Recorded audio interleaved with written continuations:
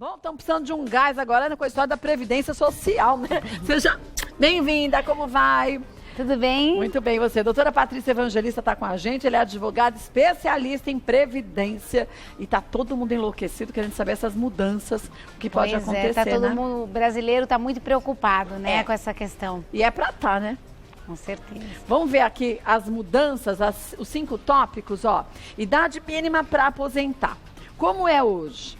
A soma da idade da pessoa, mais os anos de contribuição, deve ser de 85 anos para mulheres e 95 para homens. Como será?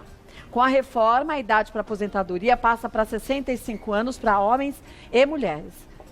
Exatamente. Desculpa, espirrei. Obrigada. Então, quer dizer, vai dificultar bastante. Bastante, porque na verdade o que acontece? Hoje, para aposentadoria por tempo de contribuição no Brasil, não existe uma idade mínima. Para aposentadoria por tempo de contribuição integral, sem a incidência do fator previdenciário, no qual o homem tem que alcançar os 95 e a mulher os 85, aí sim ele tem direito a uma aposentadoria integral. Então, existe a possibilidade de uma mulher com 30 anos e 48 anos de idade se aposentar com fator previdenciário. Sim. Pela nova regra, somente quando implementar os 65 anos exigidos. Quando fizer 65 anos, aí sim. Aí sim, mais o tempo mínimo exigido pela lei na reforma, né? Vai complicar. Bastante. Vamos ver mais uma. Tempo mínimo de contribuição, como é hoje? Hoje o tempo mínimo de contribuição é de 15 anos. Como será? Com a reforma, ele passa a ser de 25 anos, acréscimo de 10 anos. Na verdade, os 15 anos são exigidos para aposentadoria por idade. Tá. Então, hoje no Brasil, Kátia, existe aposentadoria por idade, 60 anos para a mulher e 65 anos para o homem, 15 anos contribuídos. Tá. E existe a aposentadoria por tempo de contribuição, 35 anos o homem e 30 anos a mulher. Com a nova reforma, deixa de existir 2 tipos de benefícios para unificar um único benefício, no qual vai ser exigido um tempo e uma idade, né? Então, deixa de existir 2 para passar a existir só um, aumentando muito a questão da idade e o tempo contribuído. Quer dizer, 10 anos a mais de contribuição. Muita coisa. É muito considerável, né, para uma reforma. Né? Se fosse uma questão de 5 anos, ainda até seria plausível. Anos, exatamente, de 3 a 5 anos seria plausível. Agora, um aumento de 10 é uma diferença substancial. Agora, vamos falar o português correto, né? Um aumento de 10 anos para uma merreca de valor de aposentadoria, né? Que é o pior, exatamente. É uma merreca. Se a gente estivesse falando de um valor de aposentadoria digno, tudo bem. Seria ruim. Agora, uma merreca daquela... Pois é. Porque a pessoa contribui e no final ela acaba recebendo um benefício muito menor do que efetivamente ela fez recolhimento, então, né? Terrível. Vamos ver mais uma? Benefício integral, como é hoje? Recebe aposentadoria integral quem tem a soma do tempo de contribuição e a idade superior a 95, no caso dos homens, ou 85 no caso das mulheres. Como será agora? Benefício integral apenas após 49 anos de contribuição. Pois 49 anos de contribuição? Pois é. Na verdade, o que acontece? Na regra de hoje, se você tiver o tempo mínimo e a idade der 85 para a mulher e 95 para o homem, ela recebe proventos integrais, certo? Certo. Na regra nova, vai ser 51% fixo, mais 1% a cada ano contribuído. Se a pessoa tiver os 25 anos exigidos pela lei, vai ser uma aposentadoria de 76%. Não vai ser de 100%. Para chegar em 100%, 51 mais 49 é que vai dar os 100%. Então, teria que ter 49 anos contribuídos para que a pessoa consiga auferir uma renda de 100% no valor do benefício. Lembrando que o menor de idade não pode trabalhar com registro em carteira. Pois é. Porque existe a restrição da questão da idade hoje na Constituição do nosso país, né? Eu acho que eles deviam começar mudando tudo isso para os políticos. Concorda? Com certeza. Essa aposentadoria que ganha 30, 40 mil, até o seu último dia de vida, pra quê? Concordo. As regras têm que ser as mesmas para todos os tipos de trabalhadores, não é verdade? Eu vou dizer que não devia nem ser as mesmas, porque eles, na verdade, no meu ponto de vista singelo, deviam ter uma ajuda de custo, nem salário era. Concordo? Porque, ou então você ganha o salário mínimo que você paga pro teu povo. Você vai no hospital que você oferece pro teu povo, os seus filhos estudam na escola estadual que você oferece pro seu povo, devia ser isso para todo mundo. Pois é, Concorda? deveria, com certeza, mas que não eu é. ofereço pro meu povo, eu não acho que é o melhor. Então, minha família e eu usaremos disso daqui. Não pode ir para um hospital bom, porque você não oferece um hospital bom para a sua população. Exatamente. Então, vai pegar a fila, não é que você vai furar a fila. Vai lá no número 450 para você pegar a senha, para você ser atendido e passar no clínico geral. Não é verdade? E às vezes demorar 3, 4 meses para poder conseguir fazer um exame, e se muito. Não é? Aí a aposentadoria de um político é de quanto? Então, pela lei antiga, ele precisava só ter 8 anos de mandato. Ó, que fofo. E já recebia proveitos de Sabia disso, 26% do subsídio. E qual é o salarinho dele? E exigia 50 anos de idade e 8 anos de mandato eletivo, né? De ter sido parlamentar. E o salário? Era 26% do subsídio. Então, quer dizer, dava uma aposentadoria de 15, 20. Hoje... 15, 20 mil. Exatamente. Reais. E o teto da Previdência é 5.500 hoje. Mas quem que vai chegar nesse teto com 49 anos de contribuição? Exatamente. Entendeu? Então, eu acho que as coisas são muito mais complexas do que muitas vezes as pessoas se preocupam, não é verdade? Com certeza. Eu acho assim, o problema é de base. É de base. O problema é que no futuro o país não vai ter dinheiro para pagar os aposentados. É fato. Mas a gente já não tem dinheiro hoje para pagar os políticos. Então, o negócio tem que mudar hoje para depois expandir para a população, concorda? Exatamente, para as futuras gerações, né? É palhaçada, né? Vamos ver o resto, que não acabou ainda não, ó. Uniformidade das regras, como é hoje. Hoje a idade mínima para homens e mulheres é diferente. Com a reforma, como será, né? Com a reforma seria exigido a ambos idade mínima de 65 anos com 25 anos de contribuição. Então, na verdade, o que acontece? Eles estão justificando que não pode mais existir uma diferença entre o homem e a mulher, principalmente porque, comprovadamente, a mulher vive mais do que o homem. Ela tem uma expectativa, né? Uma expectativa de sobrevida maior. Só que, em contrapartida, a gente tem que também colocar os outros aspectos, que é o quê? A dupla jornada da mulher, né? Então. E além da dupla jornada, a questão que a mulher hoje, quando ela exerce o mesmo cargo de um homem, ela não consegue oferir o mesmo salário. É verdade. Então, existe ainda uma diferença e um preconceito salarial em função entre o homem e a mulher. E em função dessas diferenças, é que ainda justificaria, ao meu ver, uma diferenciação de idade para o homem e para a mulher, mesmo que a mulher viva mais tempo.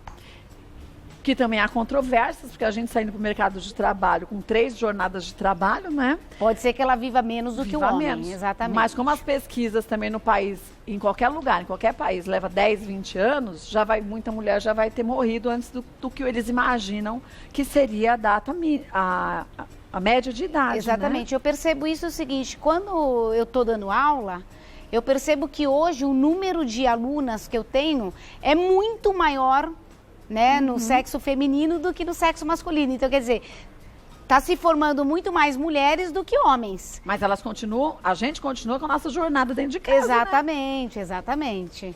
E todo o estresse do trabalho, do trânsito, de ter que cuidar dos filhos, de ter uma faixa salarial menor. Exatamente. Exatamente. Vamos ver mais uma. Proibição do acúmulo de benefícios. Como será? Como é, né?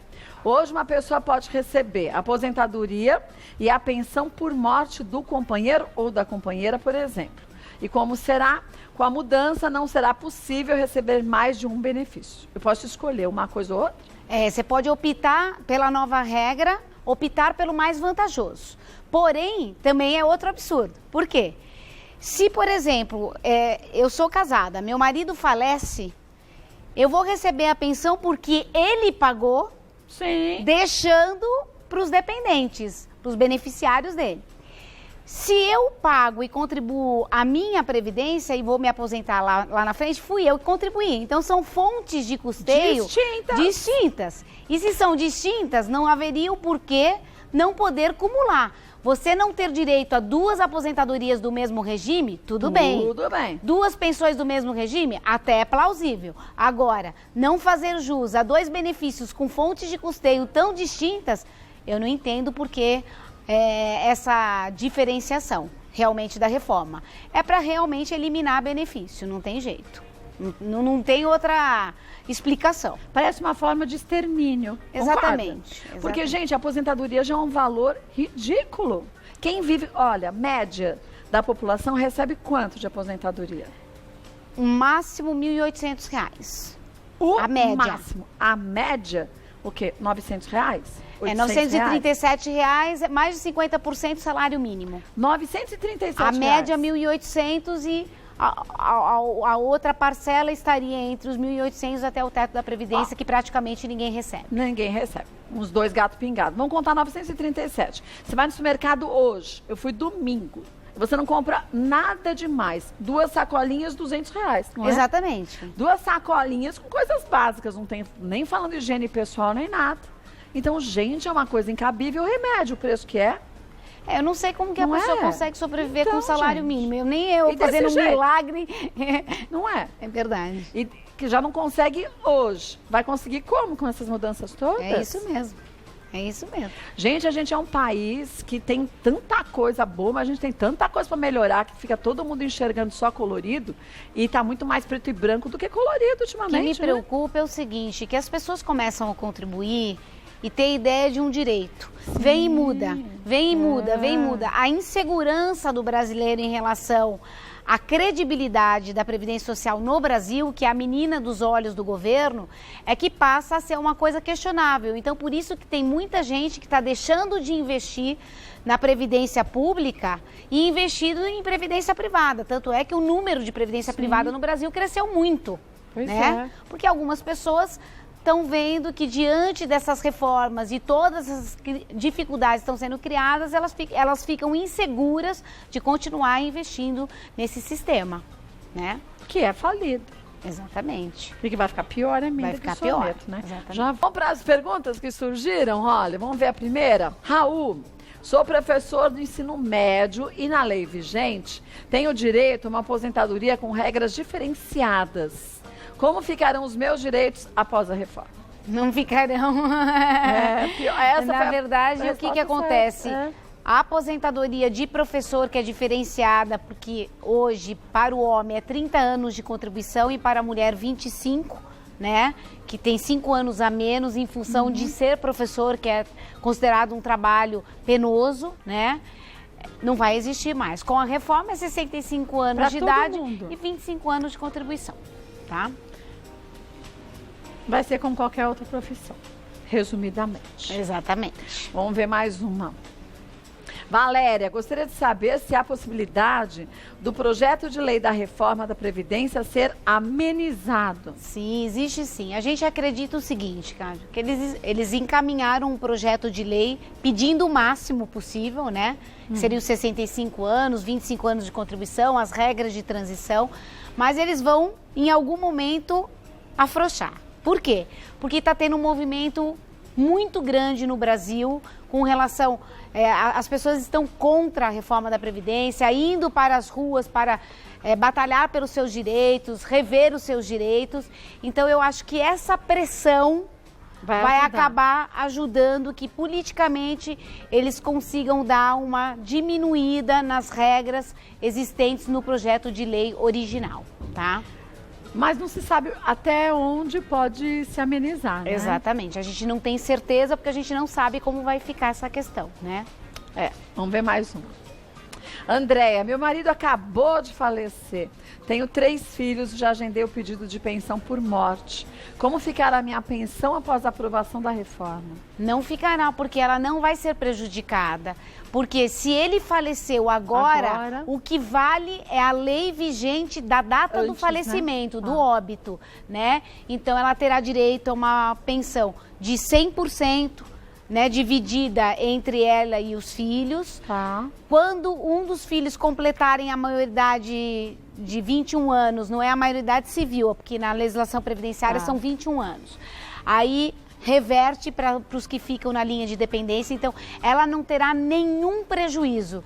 E para ela, quer dizer, depois que os 3 filhos completarem 21 anos... Se ela tiver mais de 44 anos de idade, vitalício a pensão por morte. Né? Se não for, tem que verificar qual é a faixa etária dela para ver quanto tempo ela vai receber. Porque é escalonado, né, o tempo de recebimento do benefício. Vamos ver mais uma? Ivone, meu marido está na UTI em estado terminal.